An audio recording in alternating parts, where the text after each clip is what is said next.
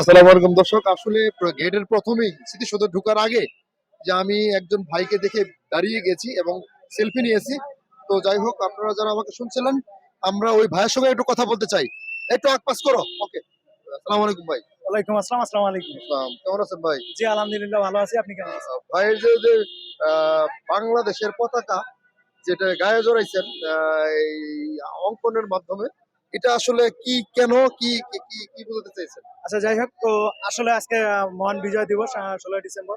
তো আমি চাই যে আমাদের যারা আমাদের দেশের জন্য শহীদ হয়েছেন এবং আমাদেরকে যারা বাংলা ভাষা এনে দিয়েছেন, আমি চাই তাদেরকে স্মরণীয় করে রাখার জন্য। তাই আজকে আমার এই গেটআপে আসা, এবং আমি চাই যে আমাদের পরের প্রজন্ম যারা আসবে তারাও যেন আমাদেরকে শহীদদেরকে তারাও যেন আমাদের শহীদদেরকে এভাবে স্মরণীয় করে রাখতে পারে।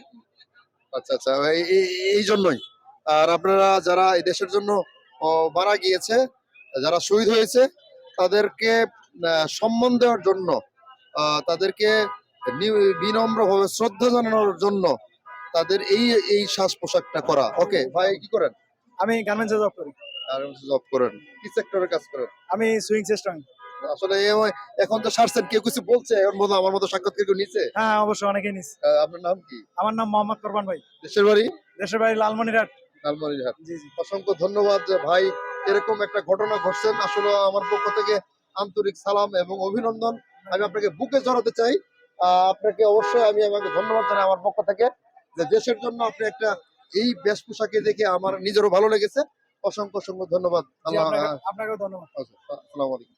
আমার দর্শকের কিছু বলার আছে কিনা?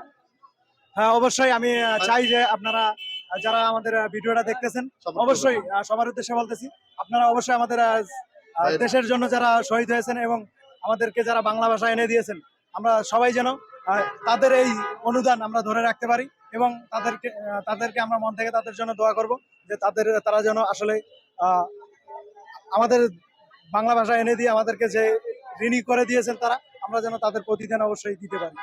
অসংখ্য ধন্যবাদ ভাই। আসসালামু আলাইকুম।